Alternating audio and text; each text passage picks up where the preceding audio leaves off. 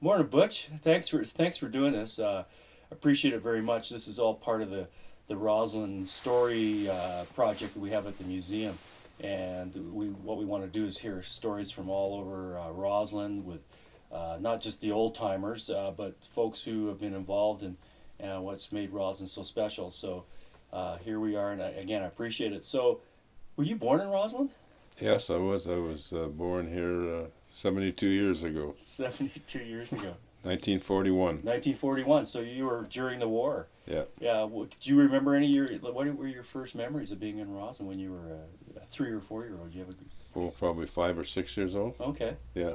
And so the war had just finished. Yeah. It must have been quite a time when the war was over. There must have been good feelings in Roslyn, or was it a tough time? I really didn't feel anything about it because I might have been too young to understand. But when my uncle came back and people like that, it was quite a thrill Yeah, it to was. have him coming home. And Roslyn definitely gave to the cause during the Second World War. Yeah, Right? we lost. Yeah. So when you started school, so it would have been probably 46, 47 when you started school in Roslyn. And you went to school in Roslyn? I went to school. I went to all three schools in What, Rossland. did they throw you out of each one or what? Just about. Yeah, but when I was young, if you lived on the lower side of Washington Street, you went to Cook Avenue, Okay. and if you're on the other side, you went to McLean, and then you'd go to the high school after that. So I lived on both sides of the street at one time or another. Okay, so all the schools were good? Do you remember? Yep. Yeah. No, Was they're there a all prefer- excellent. They were Yeah. all schools. Yeah. Or all excellent. So some of the guys you went to school with back in the day, do you remember some of your earliest friends? Some of those guys still around? Oh, yeah. Well, Mickey Johnson Mm-hmm. was a really good friend of mine, and we ski raced together and everything. And Donnie Vittoria. Oh, there was all kinds of them, and a lot of them are still around, and we gather every Christmas. Oh, okay. There's about 25 to 30 of us that have dinner every Christmas. Wow. Yeah, That's been going on for quite a while. it's going on for about 20 years.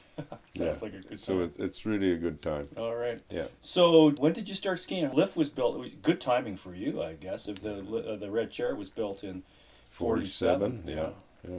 And you were involved with that, right? So you were, when did you first start using that chair? How old were you? 1951, I think it was. 1951. Yeah. Okay. I started. Do you remember any of those early rides? Oh yeah, I fell off that thing lots of times, and coming down skiing on red. I mean, it was never packed or nothing, and the first packer I ever saw on red was that they made that people skied in front of it and dragged it down the hill.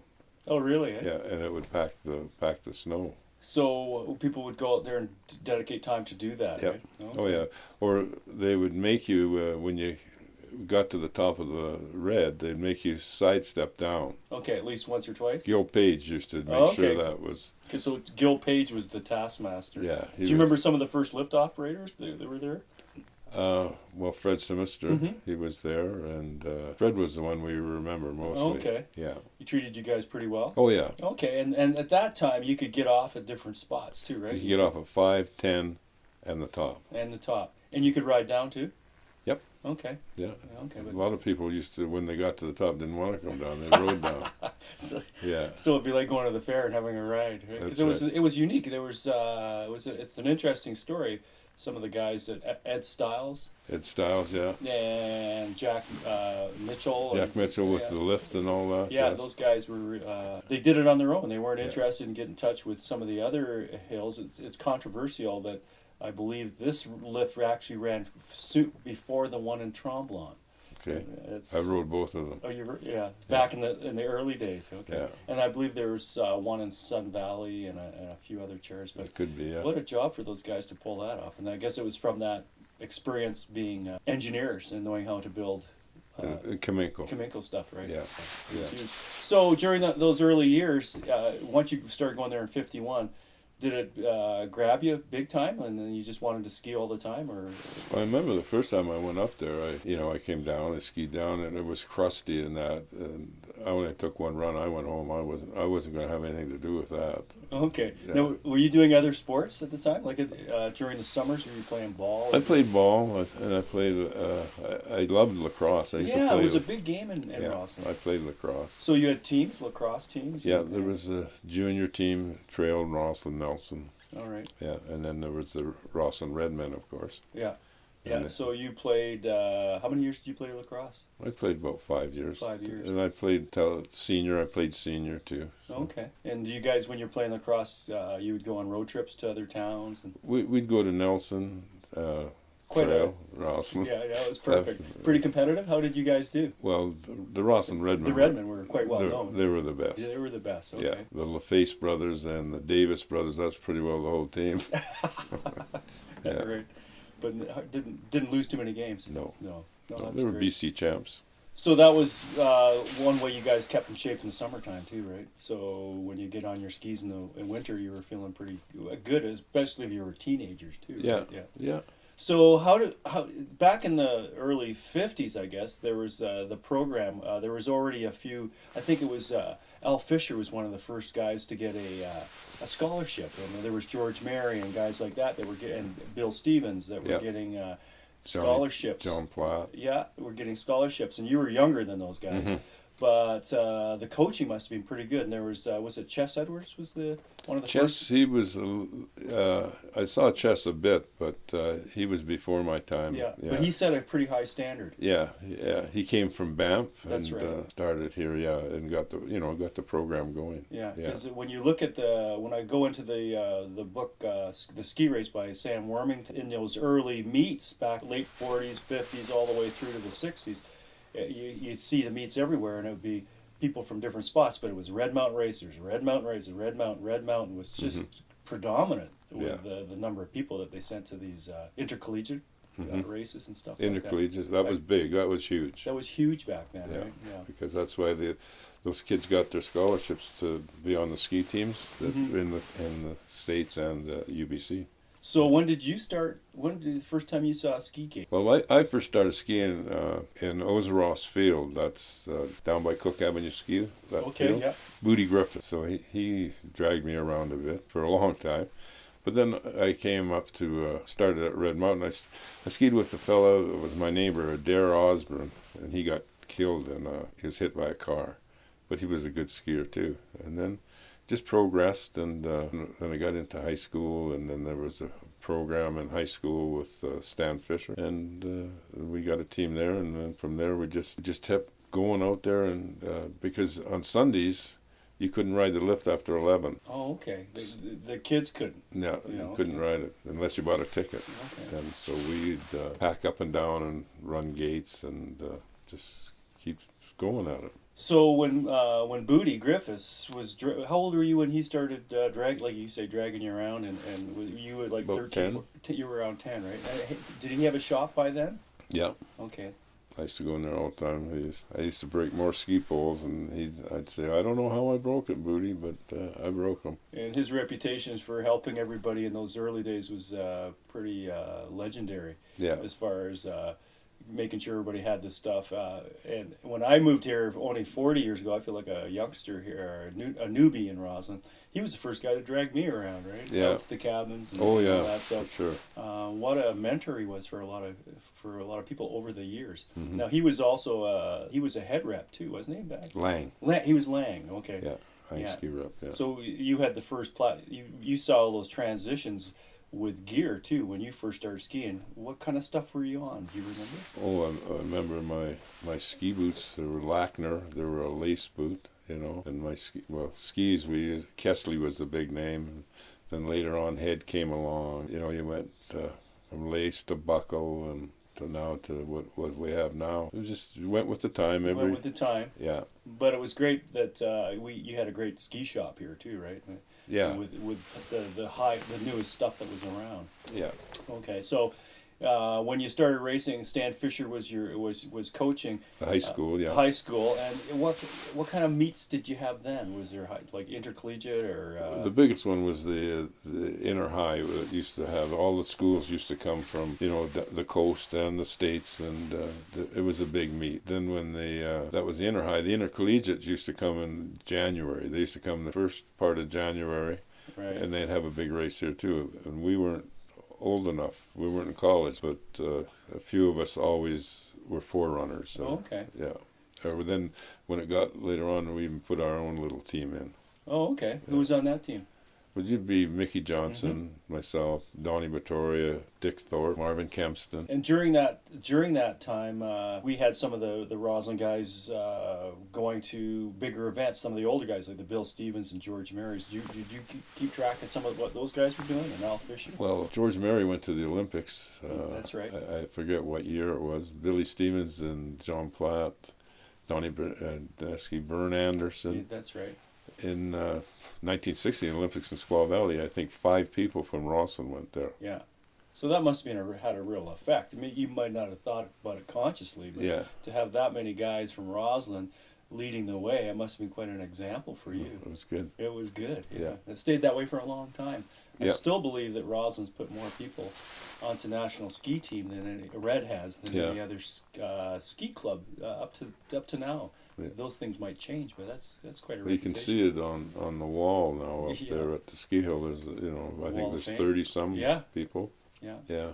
And now with the Paralympics and so forth, we're still Yeah. doing okay.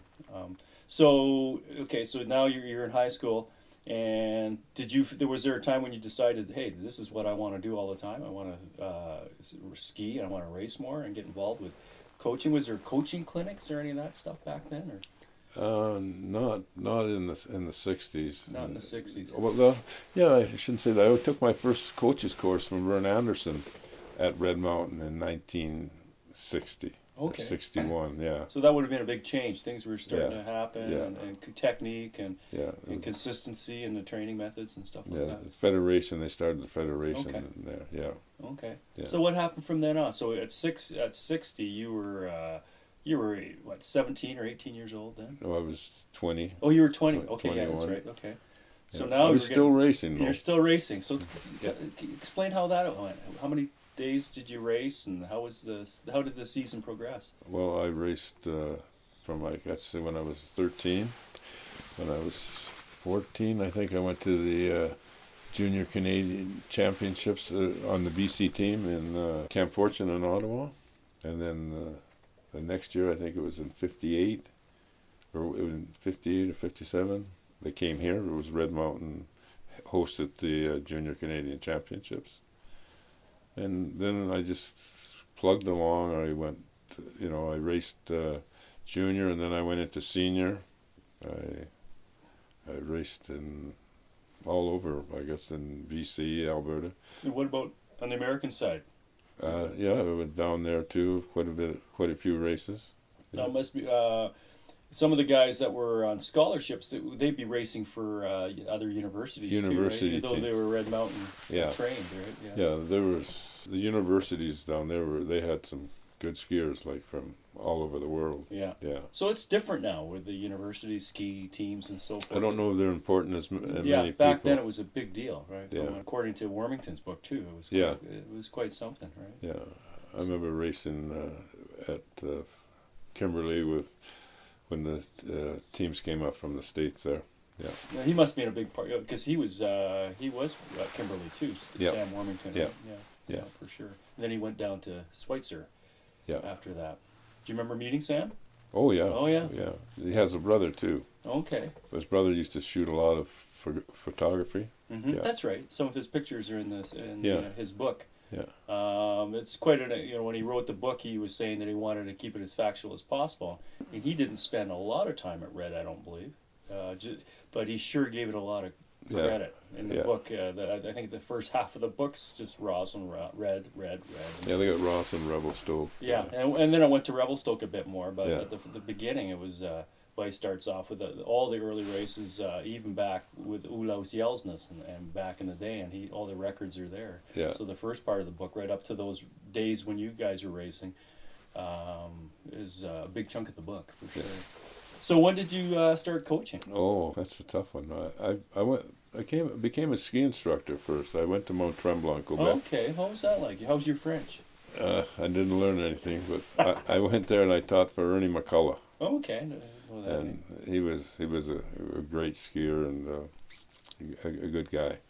So I spent 3 years there, and then I came back here, and then I got involved with the Red Mountain Racers. I coached them a bit. Then I got involved with the national ski team as I used to go around and do all the coaches courses for Canada in the 70s, early 70s. That's right. Then from there, I went on to coach with the national team for 5 or 6 years. That was it. So during the 70s, when you were with the team, you must have been all over the map. We traveled a lot. I remember when I was with the Can-Am team, and we'd start off in Whistler and end up in Quebec and New York, and we drove everywhere. GM used to give us station wagons. And we drove all over the country. Bad roads, good roads. Oh, yeah. Now, do you have any stories in particular? There must be some good, 1 or 2 good stories on those road trips. Oh, lots of speeding tickets, I know that. Oh, yeah. You know, and... just trying to get through bad roads. Yeah. Who drove the most? Were you behind the wheel a lot, or everybody just... I kind of nipped out a bit. Sometimes I'd fly. I'd meet them there. So who else was coaching at that time with you? Can-Am coach, it was me with the men, and Bob Butler was with the girls. Mm-hmm. And next year, I can't remember who was with the girls. But then the World Cup teams were Lynn McIntosh, he was with the girls, and Donnie Lyon, Scotty Henderson. Then there were some Europeans, Peter Franzen, Gilbert Millard, you know, all those guys. So we all worked together. Okay, so during that time, that was a pretty productive time for the team, too. Yeah, I started out with the Can-Am that year, and I went to Kimberley with 40 kids from all across Canada, and I sat them all down, and I told them that I was picking a Can-Am team to ski, you know, all through North America. Now, I only had room for 10 guys, and this is how it's going to be picked. And I picked it on World Cup points, and I said, every run we have will be timed, and it'll be all used. I said, so, you know, if you fall, that's you know, but you'll have another equal ground for everyone. Yeah. It was equal for everyone. So I picked 10 kids, and some of the names like Poborski and Reed, Gary Aiken. Mm-hmm. They were 2 of the top ones.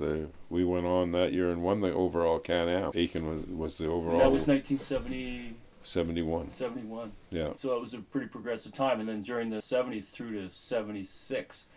Lots of competitions, but some races were won too. Right? Oh yeah, sure, yeah. The Poborski and Kenny Reed, they won quite a few World Cups. Yeah, during the Crazy Canuck period. Yeah. And there were some other Rossland boys coming through the ranks then too. Yeah, there was a little later. Yeah, a little later there were the Trustlers and Fries. Oh, like the Fries, the McKeevers. McKeevers, yeah. But Bill's son Don. Donald, yeah. I was in Europe working in France in '86. Went over to Val d'Isère to watch a race with Hobby, and on the team that time it was Chris McKeevers. That was '86. That would be the last race for him. He did his knee in there. Yeah. And there was Don Stevens. There was Felix Belchuk. Yeah. There was I think Hansen. and McKeever, and then Karen Lee Gardner. Yeah. Was there too, right? So that went right through to the late 80s, right? Yeah. So see, with those kids, I didn't have really anything. All I did. You think you didn't? Yeah, all I did was, you know, they used to be in here and we'd fit their boots and do their bindings and the skis and yeah. Well, it was a huge influence, like you're saying. You didn't have that much to do with those guys. I would think, and most people would think, you guys did have a large part to do with it. I mean, you really set a standard. I mean, that was a real productive time, and when we look back, and just look at how many of these youngsters from Red continue to race at a World Cup level. It's pretty incredible numbers. Yeah. So you kept coaching all the way through. You enjoyed it immensely, I imagine. Yeah. All the way through. What was your last year? 75. 75. So that's with the team. And with the team, and that's when you probably had plans to start your shop here. Yeah. So you opened the shop here in 76. Yeah. Yeah. Wow. Was that a big change for you Yeah, it was scary. from coach to businessman. Yeah. Yeah. I remember it was half of this side we're on right now, Yeah. just half. That's right. Yeah, but it's been good, and It's been really good. you know, Yeah. I've raised my family, and everybody's happy. So after you started the shop, there was all kind. You were still involved with the team a bit at Yeah, certain level. yeah. Advisory or. Well, I ran all the courses for the coaches courses. Mm-hmm. So across Canada, so I did that for a long time. But then I didn't quit coaching. I went with the disabled ski team. That's right. I was gonna. Yeah. Yeah. And when did that start happening? 77. 77. Yeah, Okay. they rooked me into that one. And you were the first guy, because there were some other guys that came along, Grant Rutherglen and Gary Aiken, I believe. Yeah, Gary Aiken, he worked with me with the disabled. Okay. And so did Grant. So, and then Grant stayed on. It was during that same. So what was that like? That must have been that was the start of the Paralympics. Yeah. Yeah. Yeah, well, I was with them for 17 years. 17 years. Yeah, so my first experience, I was here in the store, and Jerry Johnson from Kimberley, he phoned me. At that time, he was from Banff. He said, we've got some kids that are going to the States to Winter Park to ski race. And I said, yeah. He says, would you mind coming with us and helping us coach? I said, what kind are they? And he said, well, they're disabled. I thought, ooh, I said, he said, but we need help. I said, okay, I'll come down. So they flew me down there, and I met Jerry, and I went. He said, well, let's go meet the guys. So I said, okay. And there were guys and girls. And I walked into this room where they all were, it was the shock of my life. The guys, you saw legs on the ground, arms over there, but they were the most cheerful bunch of people I ever seen. Yeah. So, but they were a little rough under the edges. They were having a good time. And this was all new too. To have organized ski training and racing for the. So I helped them there, and we did quite well. And then they just kept calling me, and then it got into where I finally just told them all. I said, okay, if I'm going to stay with you guys, we're going to change. I said, you're going to have to be serious and want to win, and you're going to be treated just like an able-bodied group. And if you don't put out, you don't stay. And they all did, and we won, lots of medals. Yeah. So speaks for itself. And so that would have been late 70s. I did it 70 till 94. 94. Okay. I went after the Lillehammer Olympics. And so I can't remember how many Paralympics there's been, but it was all new at the Olympic level too. Yeah. During the 70s was the first. See, I went to first Olympics I went to was in 1980 in Oslo, Norway, and then after that we went to World Championships in Switzerland. 84 we went to Innsbruck, Austria for the Olympics again, and then we went back again in 88. They had the Olympics again in Austria. Okay. And then I went 92 in France, and then Lillehammer in 94. But I went to the Calgary Olympics with the disabled as a demonstration sport. I see your picture over there. Yeah. That's when you're all dressed up as cowboys. Yeah, right. So, and now it's, it was big then too, but now it's really big. But it was that was the beginning of of its growth. I mean, it's amazing how it's grown now. But had to start somewhere. Yeah. Now, you keep in touch with some of those folks? Yeah. There's a few of them I see. Some come through here and they come in. Mm-hmm. One came this year. He was here with his kids. They were racing in a junior race, and he came in. I hadn't seen him. Next generation, yeah. Yeah, I hadn't seen him for a while. Phil Chu, you guys all know Phil Chu. He comes through every year. Yeah. Yeah. Or he phones or whatever. Yeah, we've done okay. We had two Olympians here in Russia, Sochi this year, and Kimberly got a bronze. Yeah. So the tradition continues. Yeah. No, it's pretty cool. For sure. Now, I remember, I think it was probably maybe the late 70s. We were lucky. A lot of us didn't have a racing background. Some of us did. I mean, a lot of us just started to ski when we moved here and as 20-year-olds. And you were patient enough to do clinics for us back in back in that period, and we still talk about it. I mean, I think half of the people I ski with did a Butch clinic, and it was probably the best clinic they've ever done. But that must be something different to work with folks. It was good. I really enjoyed it. I can remember a lot of the guys. No, it was good. No, it was appreciated very much, and I think a lot of us needed it too. So that went on for quite a few years too. It did. Yeah. Then the ski school wanted to cut, so I quit doing it. And we missed it after that. But I still remember the look you gave me a few times when I go through the gates, because I'd never seen gates before, you know. But it was all good fun, and I did learn a lot, so it was appreciated.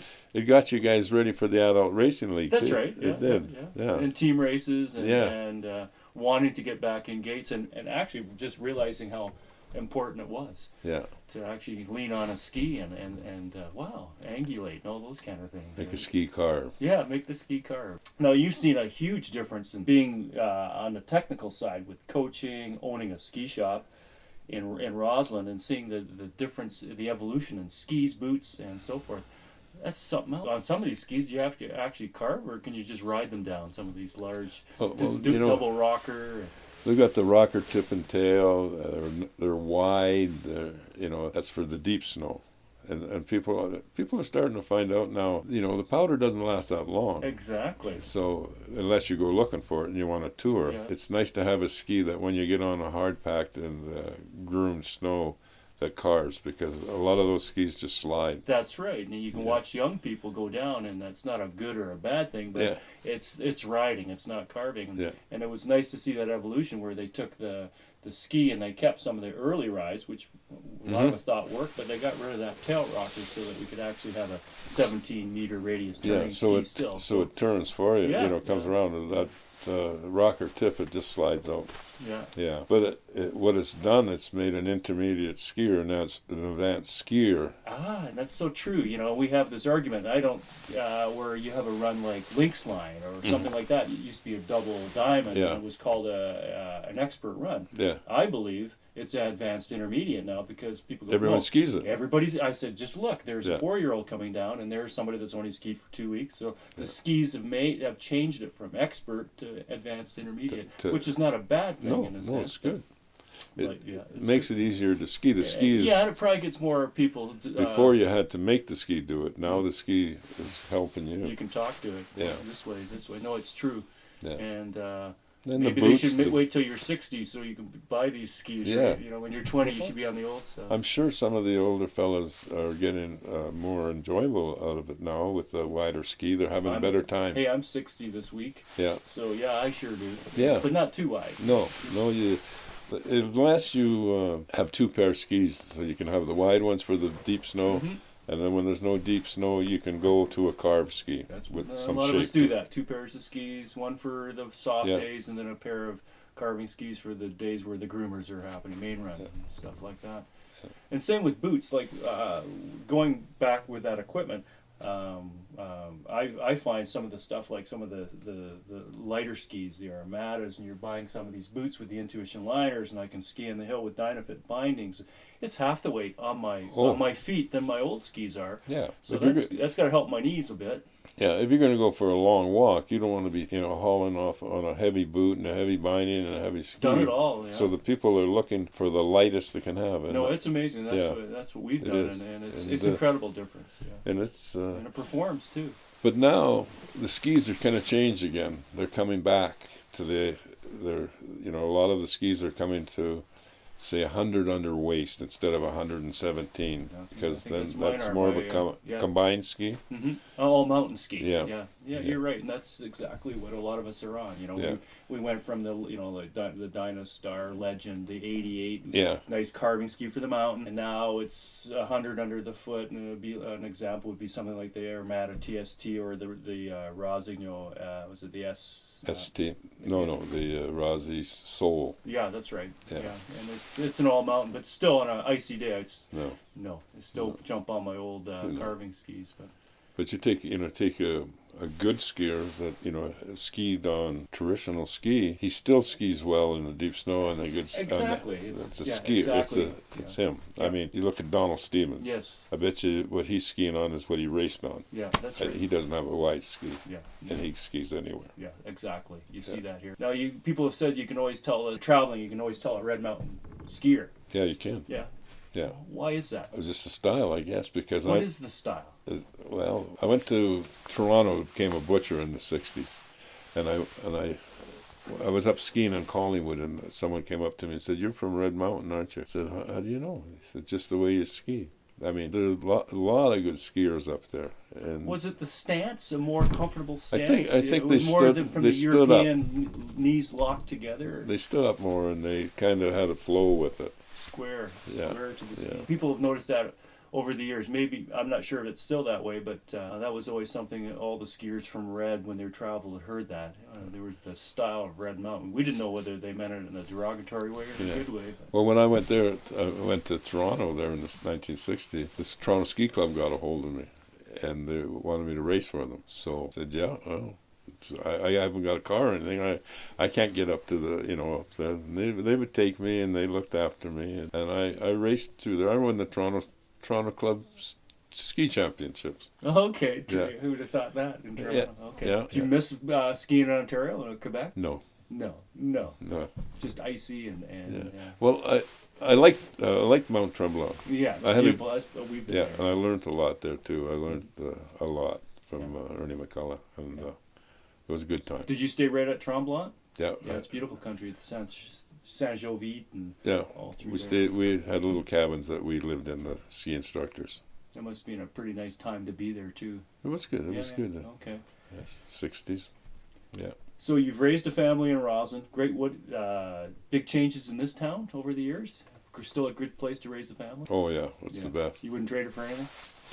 I went away, came back lots of times. I built a ski resort in Edmonton. Yeah. Called Rabbit Hill. Mm-hmm. Fellow Bill Ling from here and I went there, and we got all the trails, put in snowmaking, and put in 2 Palmagoski T-bars. What year would that been? Geez, I got to think back. But it must have been. It was in the '60s. I think it was probably around 66 or something. Okay. Yeah.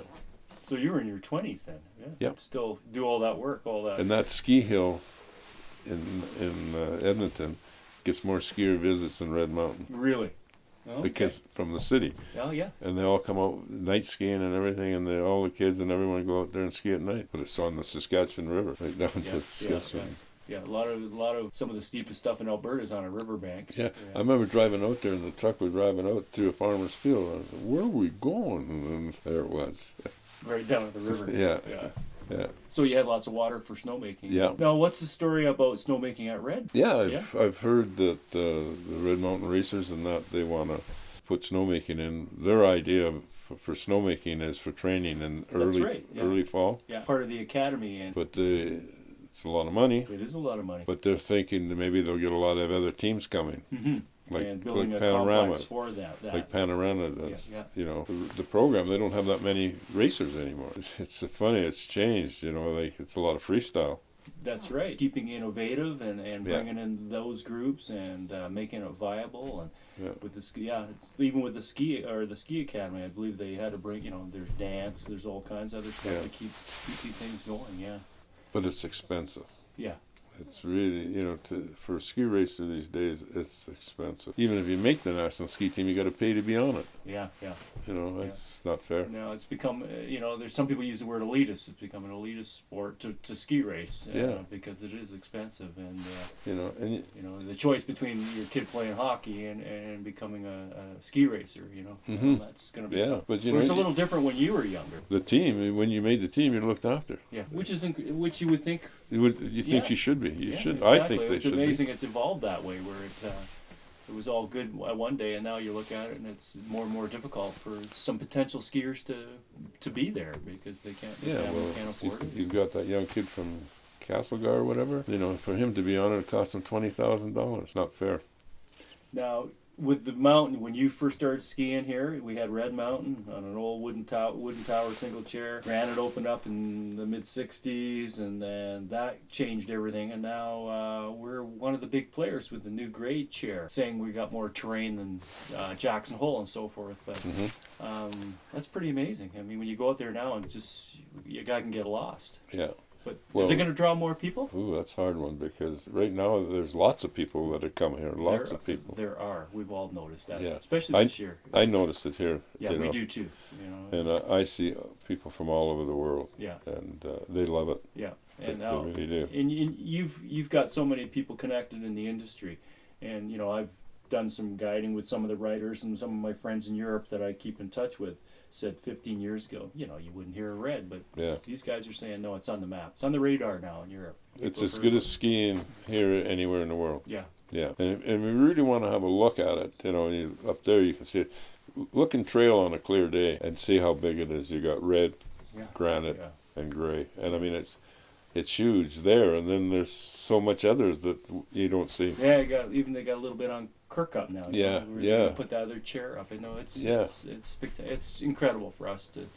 Now, if you run into somebody or you want to run into somebody, they can be on the back of Red and you're on the back of Gray, and it might take you 2 hours to get together. Yeah, you can't. I know. If you get mixed up, you don't see each other until you get to the bottom. Exactly. Yeah. Now, the shop's been here for 30, how many years now? 38 years. 38 years. We're going to be lucky enough to see you in here for a few more years?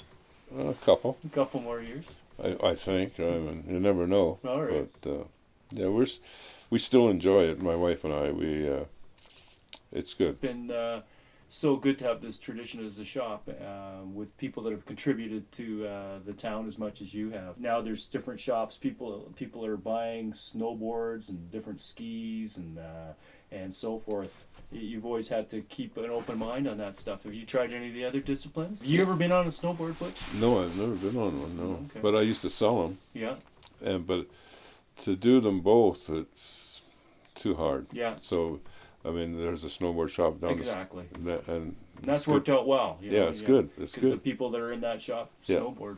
Yeah, and it's good. And we do, the skiing and, it's good. And I hire good people too. I have good people work for me. So No, you do have good people in here Yeah. for sure. Yeah, and You always have. yeah, Now during the summers, what do you do to keep busy? You ever get out on the golf course or do any of that stuff? I played a little golf. I played about 90 times last year. But I used to work, like I'd close and then I'd go to work. I worked at the golf course for a few That's years. right.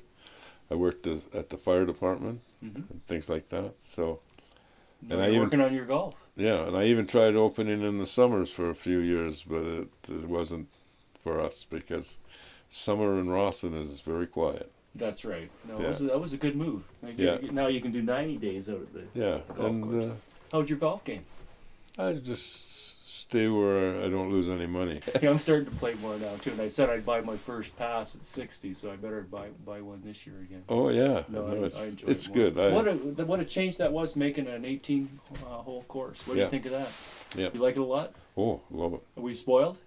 We have this beautiful mountain here, Yeah. and now we have all season. We have an incredible golf course where Well, you might not see anybody the whole way around. you got great skiing, you got great golf.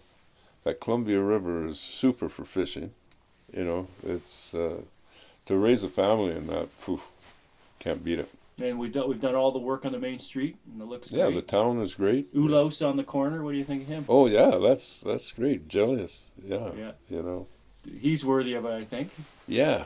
There's another old fella too that is kind of a relative of mine, Harvey Lynn. Yes, I've read all about Harvey. Yeah. He was quite the guy too. Yeah, The jumper too. I've been interviewing other people like Al Dixon and Yeah. some of the old boys, and they really can't say enough about Harvey Lynn. Right? Yeah. So how he was your uncle? Kind of a cousin, Kind of a cousin. because his wife and my grandmother, they came from England at the same time. Now, some of us folks that only have been here for 40 years, 41 years, I really believe in my heart, one of the reasons I'm here is because that fellow named Ulos Yelnats, who climbed to the top of Red back in 1896 and 97, Mm-hmm. had the courage to bring some of his buddies up there, the tea party, do the winter carnival, start the racing. And I believe that when he was still coming here in 1915, before the war, some of the kids remember that. The guys that helped build the red chair remember this guy and what they were doing. And then the guys like Trig Nora. Yeah. And that just kept the whole ball rolling. Yeah. Do you see that having any truth in that? Oh, yeah. Yeah, good. And that's really nice to hear from local guys. Because when I was a junior, we used to do 4-way. We used to run cross country, jumping, downhills, and slalom. Like even when we went to the junior Canadians, I did 4-way. I jumped cross country, downhill, slalom. And that's what's so good about Jim Warmington's book. About, and it showed all those disciplines during that whole period. You could see that there was the four of them. Right? Yeah, I remember ski jumping in Kimberley and coming down the outrun and going right past the supermarket there, the store in Kimberley. Yeah. So you had to be a good cross country skier too. Yeah. Oh yeah. Did you continue any of those things after you started coaching? Did you ever get on a pair of cross country skis? No. After? Oh yeah, I went with Booty. A few times up we to still do. We were just out yesterday. Yeah, I used with the cabins and I won medals in cross country. It's amazing. It is. But it made you strong. You Yeah. know, doing all four disciplines. Yeah. Jumping. How did you enjoy jumping? Oh, I loved it. Okay. Yeah. The guys then were Buddy Scorgi and Martin and Eddie Shepard. Yeah, they were all. Do you remember Harry Mann? Well, he was a racer too. I remember his younger brother David Mann and Richie Mann. Yeah, well, of course. Yeah. And I've met Harry Mann too. Yeah. But he was. I saw that his name come up numerous times in the same book. You know, we had the 1960 Olympic trials were in Rossland too. 1960 Olympic trials. Okay. Yeah. And that's like when that was in Squaw Valley, but the Olympic trials were here. Yeah. And so you would have been, you're a teenager. 19. Yeah. 19. I was okay. running in them. Okay. Yeah, and there was Vern Anderson, Bernesky. Same group. Yeah. You know, there was Liz and Nancy Green, Ginger Edwards, Pat Nora, Sandra Osborne. A lot of good skiers. Yeah, I remember talking to Al Dixon the other day, or a week ago, and it was a powder day. It was snowing. We were going to go skiing, and he was looking out the window, and I asked him, I said, "Does this still excite you?" And he goes, "Yeah, it's a snow day." And he said he remembered Trig Nora being on a jump with one of the kids. I said, "Was it Helen or was it?" Helen. Pat? It was Helen. It was Helen that used to carry. Yeah. Jumped to go off the ski jump. You know where the jump was, eh? Yeah, I have right alongside Red there. Yeah. Yeah. And the first one was just as you go out the ski hill where that motel is, the Block Motel. Yeah, that's right. That was one up there. But if you see the old pipeline when you're going out to Red, just as you turn onto the highway, you know that strip there. There was a jump hill there too. Yeah, that's right. Yeah, it's all we changed. jumped there too. Yeah, and there was the two clubhouses. This is way back. You had the Trail Ski Club, and you had the Rossland Ski Club, and you can still see the chimney along the side. And that was the Trail Ski Club, I believe. Yeah, that's just down from Mike Schultz's. Yeah, that's right. And it's interesting when you see those pictures. You can go, yeah, well, they ski through those fields that we still, where the Centennial Trail goes through and all through there. Yeah. So we have quite a history in this town for all-round sports. I want to thank you very much. Thank you. It was a pleasure. It's been a pleasure now. It was great. Like we used to travel to ski races. My dad would drive us or someone else's dad in the car. Away we'd go. We'd be billeted out.